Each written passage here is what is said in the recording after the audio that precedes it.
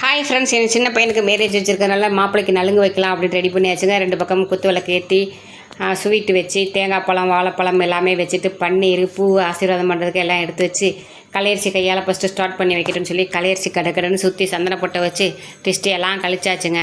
கழிச்சிட்டு அடுத்து அப்பாவை செய்ய சொல்லியாச்சு. அப்பாவும் அதே மாதிரி கைக்கெல்லாம் பொட்டு வச்சு குங்குமம் வச்சு நெத்தியில் கணத்துலலாம் வச்சு அழகாக பூ தூவி ஆசீர்வாதம் பண்ணி பன்னீர் எடுத்து பன்னீர்லாம் தொளிச்சு வாயில் கொஞ்சம் கல்கண்டு ஸ்வீட்டுக்காண்டி கல்கண்டையும் போட்டு அப்படியே ஒவ்வொருத்தராக 7 பேர் 9 பேர்னு கணக்கு பண்ணி நலுங்கு வைக்கணுங்க. பெரிய பையனுக்கு இதே மாதிரி தான் செஞ்சேன்.